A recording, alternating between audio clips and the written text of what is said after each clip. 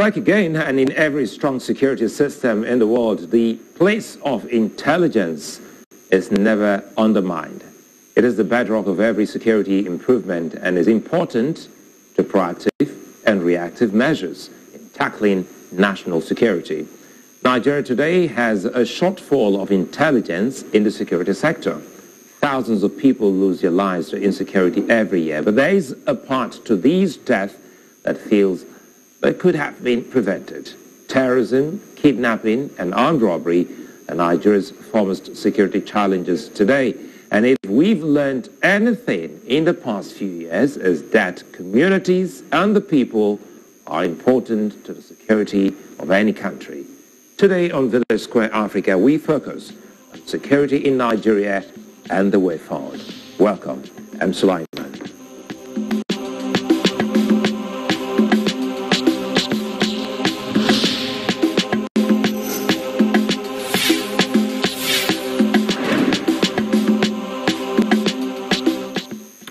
More than 5,000 Nigerians lost their lives in 2021 as a result of insecurity. Every single death recorded in the country asks questions of the security architecture. Now, trillions of naira have been spent on maintaining a better and stronger security network, but more than 10 years since terrorism reared its head in Nigeria, the problems of insecurity still persist. The business of kidnapping is booming in Nigeria, and this is an indictment on the efforts of the various security agencies in the country. Now, there are many locally and internationally trained security professionals, some even retired, yet there isn't a lot of innovation or invention in Nigeria's approach to tackling insecurity or calling back the experts. Now, everyone in Nigeria has had a share of the ugly trend, either directly or indirectly. Insecurity has affected many lives, has displaced many people in the country, and has caused Nigeria's economy to struggle. How can these challenges be defeated? These are the questions our experts will help us provide answers to today on the Square. Joining me are two great Africans, Nigerians. Dr. Abiodun Osiyemi, he is the President, Association of Forensic Sciences and Expert Witness, Nigeria. He joins me live in the studio here. And of course, virtually, Dennis Amachree, a former director of Nigeria's security agency, the DSS, and also a security consultant. Gentlemen, thank you for your time and thanks for joining us on the program. Quickly, let's start with you, Dennis Amachree. You know, a whole lot happening, and some have said that people like yourself who have retired, this is more like a personal, one at you. They've been asking, why is it that experts like you and others who have left the service have not been, recalled, knowing full well that Nigeria needs everyone's expertise to fight in what it is dealing with at the moment? Thank you very much for inviting me.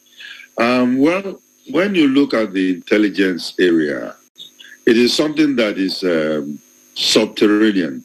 Subterranean in the sense that many people really don't know exactly what the intelligence agencies are doing, because theirs is a secret world. So they might be doing a lot of things that people don't know, but the only way you can know is that the country still exists. People still go to work and come back. They go to church or mosque and come back. They go to their markets and come back. Because if there's a failure of intelligence or a breakdown of intelligence, these activities will not take place. Well, I think that's one point we'll try to explore further, and we'll try not to get into the dark world of security operation, but again, we'll look deeply and also on the periphery to seeing how much Nigerians and Africans will understand and see how they can come in to help in solving the situation. Very quickly here, Dr. Osiyemi, it comes back to you. You're a forensic expert. I was excited. First again, thanks for making time to join the show here. Perhaps let's start talking about forensic. Some of us, when we we're told the world that you were coming on the show and whether minute forensic. We're talking about fighting, terrorism, banditry, insecurity, and forensic. What does forensic have to do in all of this? Well, thank you for being here again, and I want to say first and foremost with regards forensics and crime and security. They're all interwoven, but forensics is the application of science to the law court. Therefore, there are criminal cases and there are civil cases. But crime and security, so the security is there also to make everything peaceful and law and order. So forensic comes in as an indispensable tool in which you use to either reconstruct crime and also make crime evidences and cases admissible in the court. So let's assume people went to commit murder in a community. You need to establish that this person can be linked to the crime. And therefore, what forensics will do is to establish if a person's DNA, if a person's shoe prints, if a person's fingerprints were there. They are called circumstantial evidence. And then it will be used in the reconstruction of the crime in addition to the statements. So it therefore means that most countries, to secure their country, they have things like cameras. And so when you need to use electronic evidence, the forensic experts will look at such cameras in reconstruction of the crime. So it's a stakeholder for those who take care of security of a nation are stakeholders. Even the citizens are really part of the security operatives. People like you will testify, I saw that, and other people who will be open and those who will not in the open. Thank you. No, we'll come back to that. We'll especially in the area where you say reconstruct crime, so that we can see. I'm trying to see what forensics, because do we have some experts? I'm sure okay. Mr. Amachree will help us here. I was going to ask him. I see him smiling, nodding already. So, when we talk about all of this, I know we will not get into the dark areas so that we don't, touch those areas that will give the criminals an idea of what exactly is happening. But again, do you have some colleagues of yours who are also forensic experts in helping us, in fighting crime and sleep well in Nigeria and other parts of the world? Yeah, well, you know that the DSS is basically into national security. And then, of course, the police is into criminal investigations. Now, in criminal investigations, forensic become a very, very important tool. And that is what we've not been using in this country. Because, in fact, I just remember that there was this German company that came around and, in fact, I'm even surprised that we have your guest out there is the president of the Nigerian Forensic Association, because we needed this. It has petered out. I remember when I was in service, we have a full-fledged forensic lab, that goes into finding out all kinds of things. Now, we have to divide this separately. The security investigations, the forensics that you use in security investigations are different from the ones you use for criminal investigations. Like the guest was telling you about fingerprints, blood splash, all kinds of circumstantial evidence that you can find there. And that is very, very key, because when you look at a situation in Nigeria, a dead body on the street, let's say there was a dead body on the Third Mainland Bridge. Now, people just drive by, nobody cares, and then later the local government will take that person and go and bury the person. A crime has been committed and nobody cares. But with good forensic experts, they will identify that man, they will identify the people that killed him, and then, of course, prosecute them and get a conviction. So in the criminal investigation area, I think forensic is indispensable. I'm surprised right now the police is training some people. I'm very much aware of that.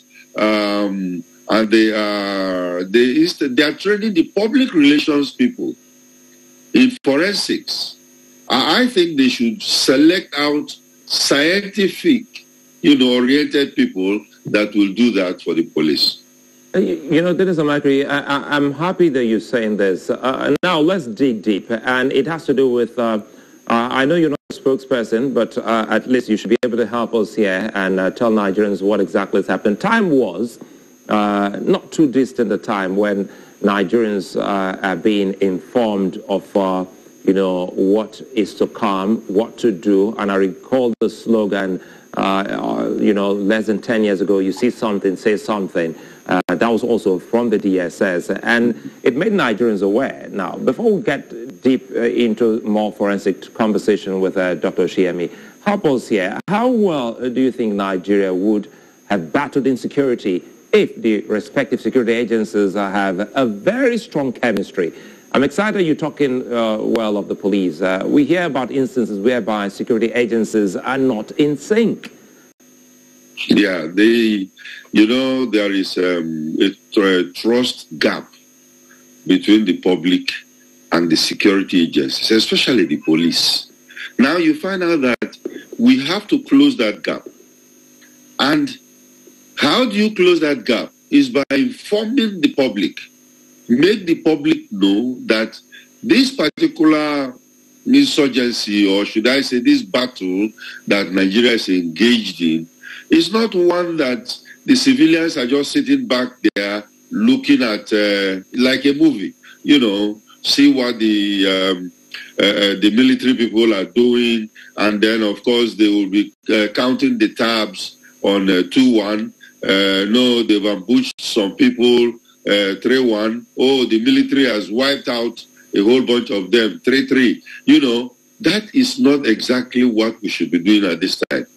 We should be involved. And you have agencies like the Nigerian Orientation Agency that are just sitting down there being a cost center to the government.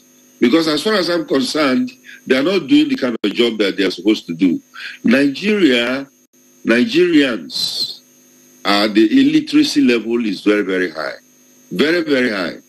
When you even come to elections, many Nigerians will ask any Nigerian, what is election? They'll tell you it's voting. But that is not what democracy is all about. And that is not what, people should know. People should know how to elect their leaders, how to withdraw them when they are not performing, how to ask them questions now that it is election time. So these are, we need to get the society involved. And, talking with some of my colleagues, we came up with this all-society approach. Not just the military people, some people they'll call it kinetic and non-kinetic, but getting the society involved so that they also know what to do, what is expected of them, and then, of course, end this particular insecurity that we'll be facing for more than a decade. I'm happy you've just hit it on the head because, quite frankly, talking about some key things, you raised something that I want Dr. Osiyemi to also weigh in. And it might be cultural, it might be religious, how we're too quick to, bring about closure to some issues that the agencies are working on. Sometimes we hear cases of, it is in our faith that, this has come from God, let's bury this person and go ahead. Dr. Osiyemi, he's also given us an instance. We've seen that in Lagos. The first time I came to Lagos in the early 2000s, I saw corpses, out there on the road, on the street, and I said, wait a minute, what exactly is happening? And as he rightly said, the council will come, the local authorities will come, excavate, evacuate, and the next thing, that person is buried. And as you rightly said, a crime may have been committed. Now, help us here as a forensic expert, because we need to be enlightened so that we can have such patience to say, wait a minute, even so that you have identified who this person is, we need to bring in the experts to find the causal... So I thank you, and I'll do this to tell you from the most complex to the easiest, and then I'll tell you how countries deploy the role of forensics and how the police. I must also give credit to Mr. President, the Inspector General of Police, and the service chiefs. On this ground, Nigeria isn't a very rich country. We are running a deficit budget, and we need to attend to every sphere. And then we also have a sort of depressions and so on and so forth. Therefore, our country doesn't have the real budget to combat crime, to also take care of health. So it is a real kudos that all these people are trying. So we need to first understand that. But specifically now, so we see a dead body in the river or on the road. Can this person first be identified? Second, who committed the crime? Sometimes serial killers, when they kill, they are known occasionally to put their signs. Perhaps when they kill, they just do a letter Z or letter X on the body. Serial killers. So with time, when you take bodies and you store and identify, you can know. Secondly, when people kill one another in clashes, you see blood moving from one cloth to the other, body skins under the nails during fights. So when you see a body with still fingers and co, if it were a struggle or scuffle under the person's nails, when you get the skin, you can get the DNA of such person this person might have struggled or fought with. On the body of the demise, you can see blood and things on the cloth. This will help you to know that, okay, circumstantially, this blood has this DNA. Therefore, you know, you don't have a criminal, but you have a DNA and you put it in a bank. That this DNA, perhaps whilst traveling or doing some random thing, you see a criminal and you do a DNA, then it matches. So it's not every time that the body will tell you who killed me or not. However, when you start databasing... I like that. The body will say who killed me. But because the dead body doesn't tell lies. No, so the body can even speak to us through forensics. Through the blood on the clothing, through the fingernail cuttings, sometimes even through certain things around the thing. And footprints. And quickly, yeah, if that is effective, sorry to cut you again. Sorry, I'm trying to see what we can do in the 1 hour space we have. So if that has been effective, I'm quite sure it will slow down, crimes and criminality. Oh yes, because it means whenever you see crime, and this is how countries work with forensics, whether it's terrorism, whether it's home burglary or co, there is something called forensic intelligence and crime analysis. Whenever there is a crime, you just try and see the kind of fingerprints or anything you can gather. When you can gather, put it in a database. Fingerprints, there is AFIS. DNA, there is CODIS, CODIS, AFIS. Just put them there. And also record the areas so that if we say Lagos State crime, you will see where the big flashlights for burglary comes. When you say crime, you will see where murders come. So at the end of the day, when you see the map of Nigeria, you will see high crime rate regions and low crime rates and likelihood of crimes. But you must be databasing them so that you know what they call probability. It's for predictability of crime and also reconstruction of crime. Well, I'll come back to you so that we can talk more about what your body is doing with the police now that you're saying that you just give kudos to the Inspector General of Police. Oh, well, yeah. So I'll come back so that you tell us what you know and why you did that. And I come back to you, Dennis Amachree. You know, following some of the key things here, it might sound political, but this is deeply rooted in security. And I want you to help us here. We've seen chief executive officers, call them governors of states, saying that we know these people perpetrating X, Y, Z crimes in our state. For instance, just recently the Zamfara state governor has said, well, we know these people, and you make it look like these people are untouchable. How does that, you know, help or mar the work of intelligence, you know, in trying to nip in the bud such, you know, dastardly acts as we've seen in Zamfara and so many other places? When politicians speak about naming names that has, you know, that have never come forth. Yes, let me take you to Kaduna State. You know, when you go to Kaduna State, you find out that we have these bandits. At that time, they were called bandits. Foreigners actually that came into this country, and they've been in that forest, you know, managing themselves. And the governor of Kaduna State was actually paying them protection money, whereby they are just doing what they want to do, don't come and attack us. And there was this rapport there. But the governor discovered that after they finish the money, they come back. And they don't go back to their countries.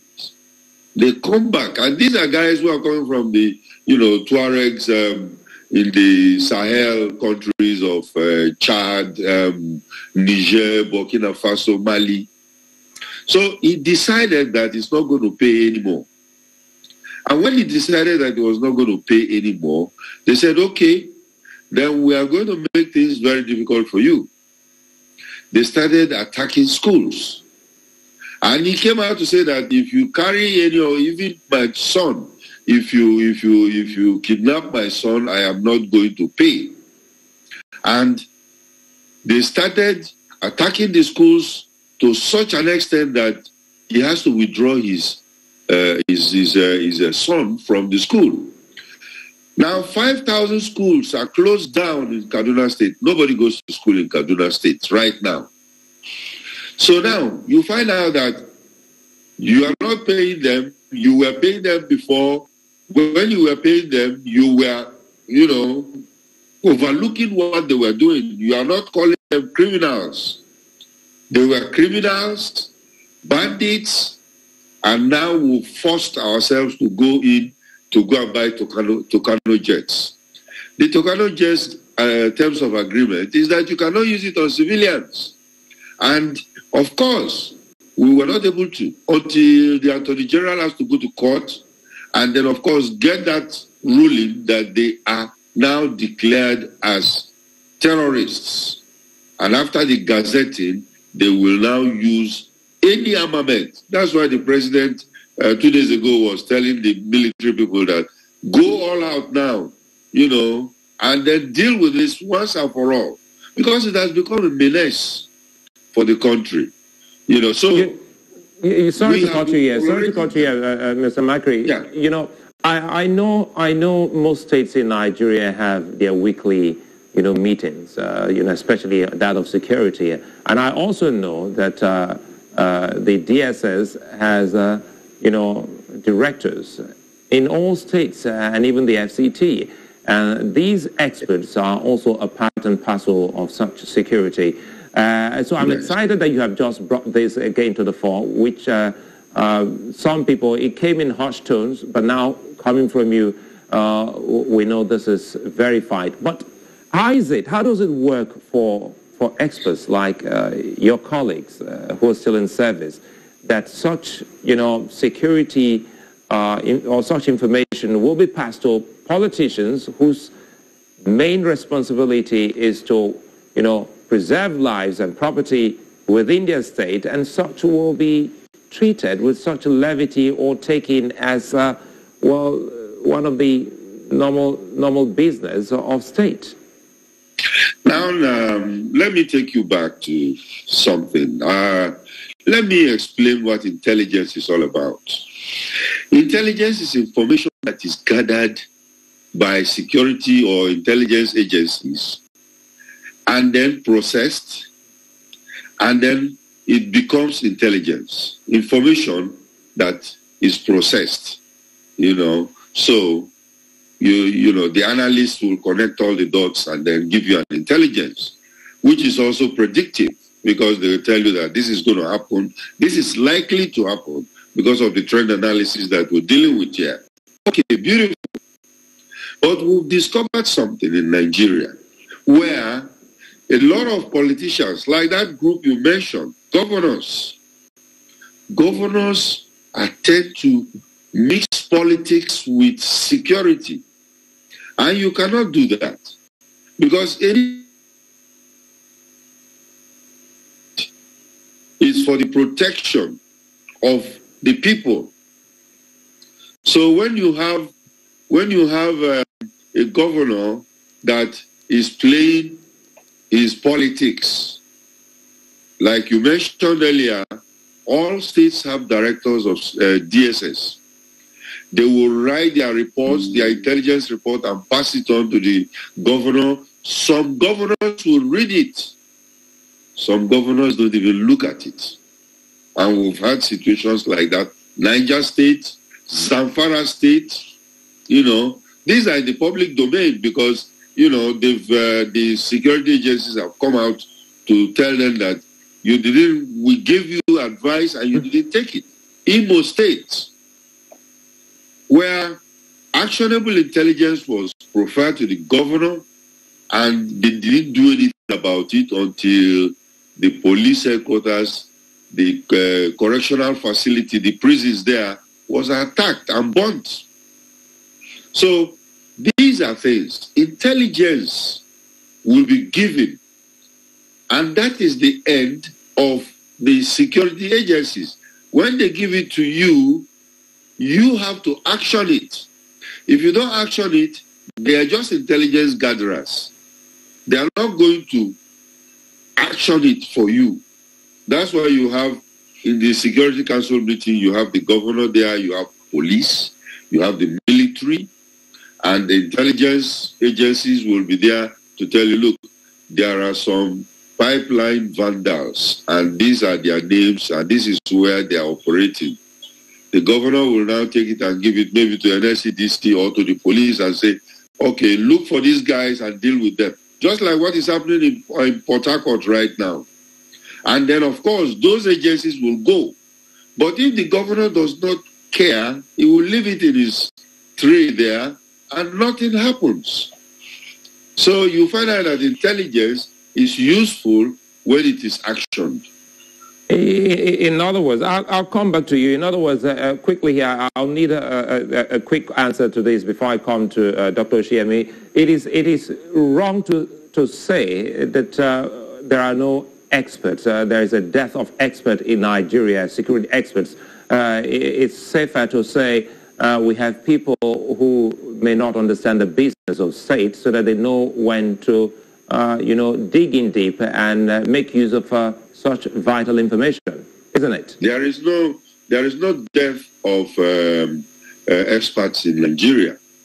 All the people you see in the DSS or NIA, are very well thoroughbred professionals.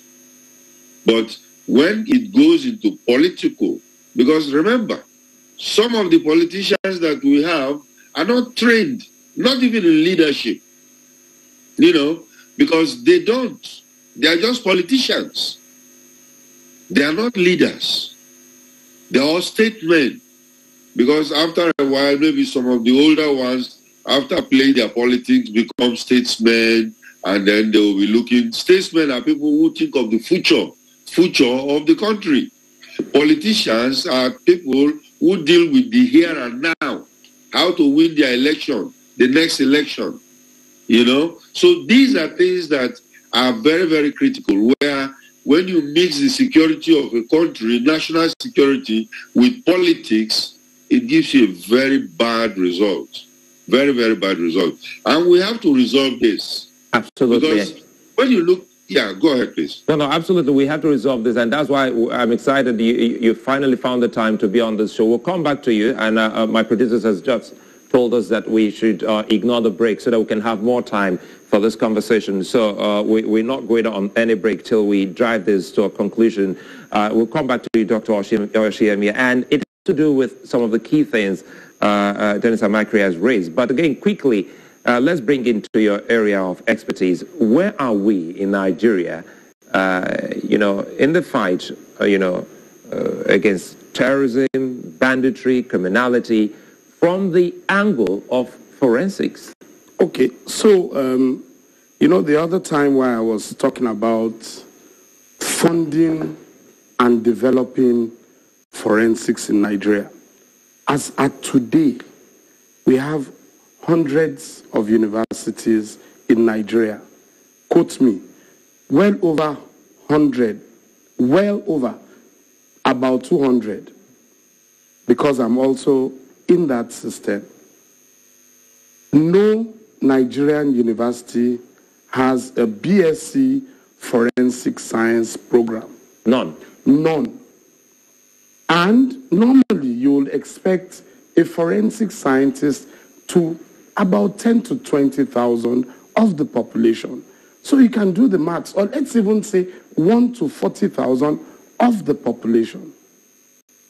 Even if you say 1 to 100,000, 10 in a million, so if we are 200 million, then you'll say 10 times 200, perhaps 20,000. We don't have any university doing the BSc program. And therefore, we're asking, how will you build competencies and capacity? It's a challenge. Even if federal government has to send officers, where will we get 20,000 pounds tuition? In another 2 years, Nigeria can't afford this kind of money and shouldn't afford this kind of money. So it's doable here? It is doable. It is people, knowledgeable people like us. I studied forensic science in United Kingdom in the 21st century. Just imagine spending so much money, and I've been able to build capacities, appear in the court as court expert witness, train people, and save people, and work with the lawyers. Because every day in Lagos and Nigeria, there is forgery.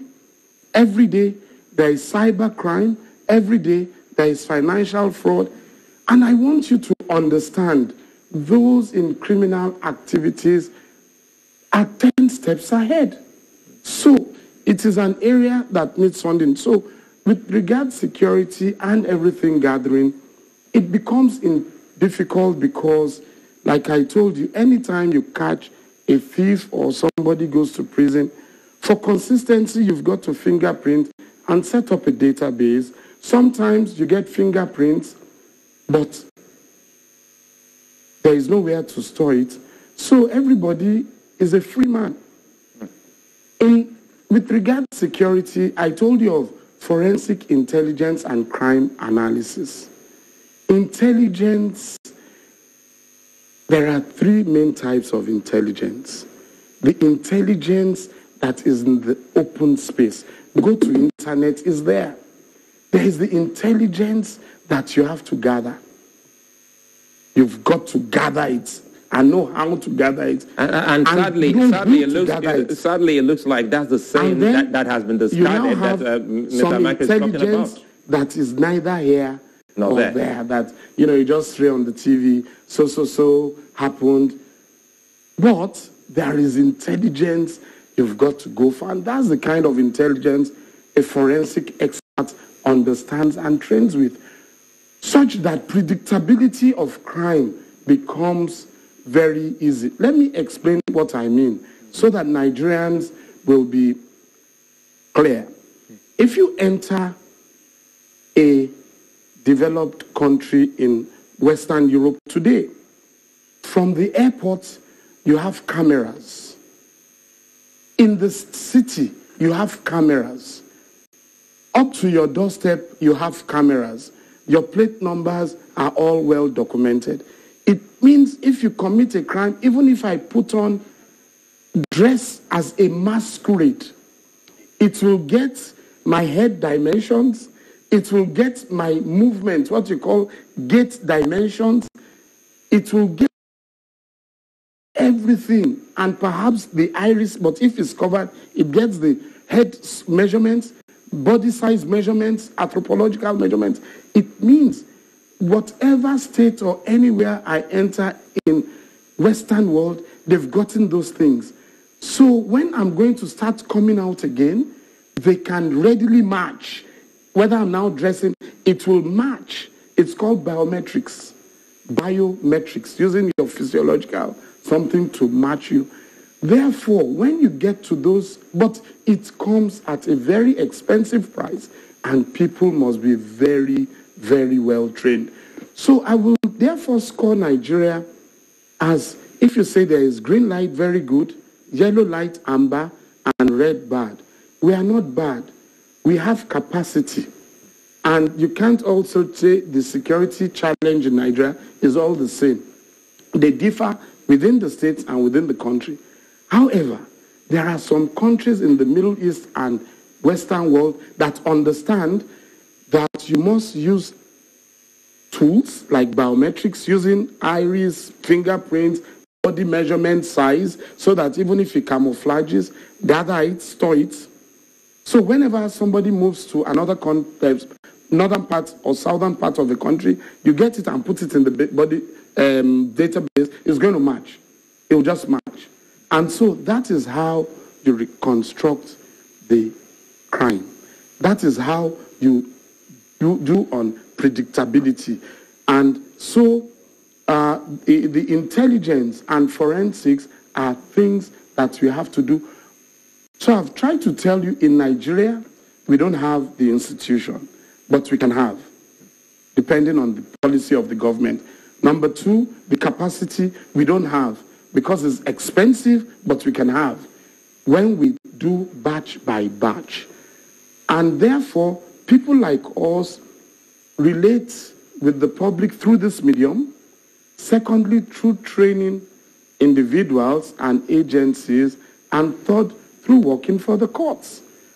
So every time I'm in the courts as a court expert witness, and you see, I quickly gave credit to Mr. President, service chiefs, and the Inspector General of Police, because I understand we cannot adequately fund, because Nigeria has education, 15% of a country's money should go, according to this, health, 15% should go to health, water, and so if our country becomes more prosperous and our policy is towards this, I don't want to talk about politics or no politics, but trust me, even passing of the budget, if you put defense and money to the police today to be 50% of our budget because we have security challenges, trust me, the bill will not be passed. Let me bring in Dennis Amachree.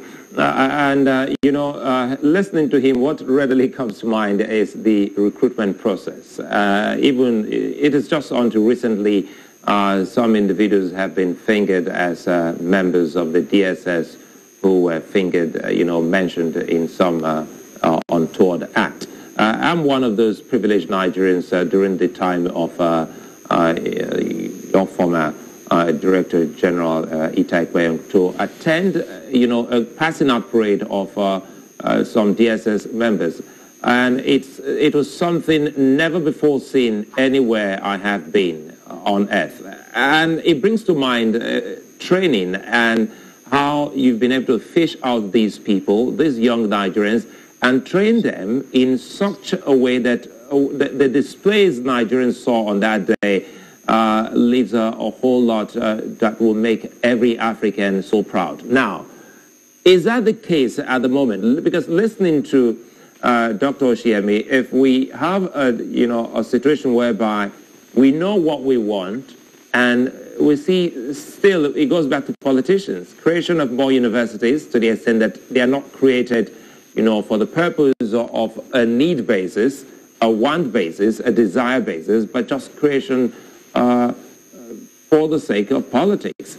So how can we get experts, more experts? Because you're not getting any younger. I'm not putting this on your person, but there are a lot of people, older persons like you. We're all not getting younger. So is there a way the country is having to replace these great minds and even bring better people than you and others? I thank you very much for that question. And of course, I'm happy that you referred to the passing out parade of the DSS, and all these guys you saw there are well trained. And then, of course, they have to go through an internship of about 6 months to 1 year before they actually come into the field to operate.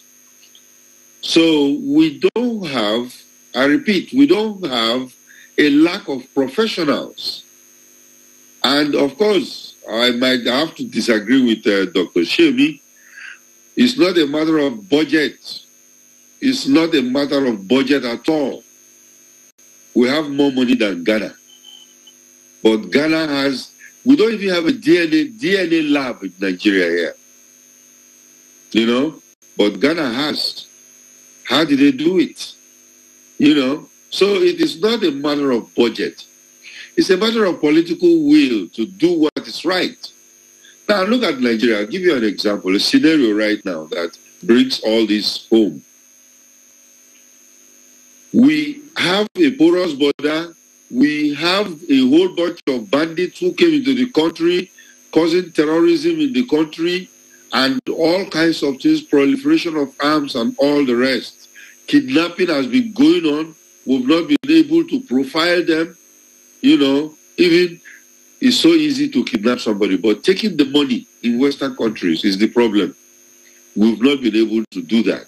We allow them to take the money, go and enjoy it. When they finish, they come back.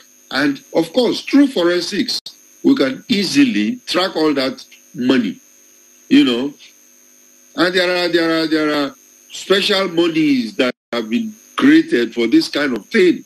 And the police are very much aware of it, whereby if you are paid ransom, it might be difficult for you to spend that money. But coming back to the point I want to make here is that we don't have a database. There is no database of how many people we are. There is no database of we don't know who is a Nigerian. So you find out that there is, when the military wants to attack some of these guys, some people say, no, they are Nigerians. They are, we know their parents and all the rest. So it is a confusion right there. The immigration service cannot come out and say, these are Nigerians. There was a CBS, one of these American CBS reporters who came in here and actually went and got a passport, a Nigerian passport, which he was showing on 60 Minutes. So what are we really doing? Are we ready for this database? Because without database, you can't do anything. How do I do fingerprinting and matching them when there are? What am I going to match it with? But the funny part of the whole story, which is even a light in the end of the tunnel, is that we have most of this data existing, but we have not been able to integrate it. All the banks, if you are an average, it couldn't be 100%, but all the banks have everybody's biometrics, everybody's, signature and all the rest. INEC is also having everything. Before we go and vote, they have data about Nigerians, the voting public. Immigration, when you go and get your passport, They have your biometrics, they have your picture, they have all kinds of things. Now, why can't we just marry all this together? Marry them together so that even police will now use this kind of database. If a policeman stops you in the United States, right in his car, he will run your history down, who you are, where you live, whether you've had any offense. All that seem to be a criminal on the run. Okay. All these things are very, very common. And why can't we do them? Is it because we don't feel that it is important? Or do we feel that if we do it, it will stop the criminal elements in our country from getting rich quick? Because that is the crux of the matter. Let me ask you something, very, do you think the country has actually not, helped matters by looking away from entrenching a perfect, watertight recruitment, leadership recruitment process by way of bringing some political leaders and appointed leaders that will do the right thing? Because if, listening to you, we talked about some people who are non-Nigerians who infiltrated the country, and today they have made everyone sleepless. We have people who till this moment talk about people in their states as untouchables. If I name names, things will happen here and that, and you ask yourself, wait a minute, these people are meant to actually do what they need to do. So, Mr. Amachree, do you think this is something that politics has also brought upon us as a nation? Actually, you just said it. Politics brought this on us as a nation, whereby we lost the national interest. The national objective has been lost. When we go back in history, we look at how the country came together. You find out the politicians at that time who came from the north, the west, and east, were people that were eager for Nigeria to progress. And at that time, Singapore, Malaysia, all of them were Hong Kong. They were all starting with us. But we now have the insecurity and all these kind of political people that are coming into the play without thinking of the national interest. And till today, if I ask you, what is Nigeria's national interest? Nobody knows. Nobody knows. People will define it in different ways, and then, of course, let it go. But it should be written down. Our national interest must be written down so that we know that this is our national interest, and the security agencies will be safeguarding those interests. But you have political parties will come, they have their own thing to do. Some of the people they are passing because they are part of, you want to appoint a minister, and because he belongs to your own party, you don't ask him relevant questions to know whether he's fit for that position. You just tell him to bow and go. And he goes. Some of them cannot even sing the national anthem. They don't know what our flag means. All they know is that they are politicians. Hey, chairman, hey, chairman. That is not what politics is supposed to be. So, these are the problems we are having. We need to solve that problem urgently. And this is a very good year. I'm happy you are bringing this up at this time.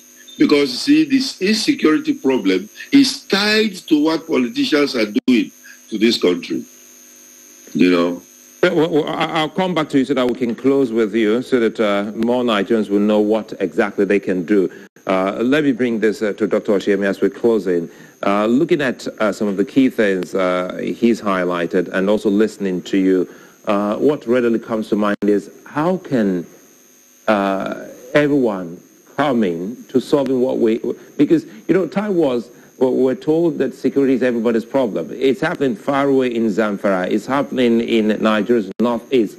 And everyone, especially those of us in Lagos, Nigeria's economic capital, we felt, hey, it's far from us, until it dawned on us that, look, people have been kidnapped even in Lagos. People have been killed anywhere and everywhere in Nigeria. So how can everyone be a part of what your body of experts are doing to ensuring that we have a safer and peaceful, community? Okay. Well, I've spoken more from the perspective of training or having forensic experts in different spheres and spaces of security to enable things to work well. Now, let me just let you understand the issue that we have in Nigeria. Let's assume that there is a fraud or crime or stealing going across your office, and you call a police officer. His duty is to arrest that person and seize the evidence, perhaps a briefcase, a bag. Now, if the police officer does not seize it with hand gloves, his fingerprints will be there. When you go to the court, the lawyer will ask that they want the experts to determine if the evidence was inappropriately gathered. Now, if you inappropriately gather an evidence, the outcome of the judgment will be wrong. It therefore means criminals in Nigeria are actively looking for gaps and areas.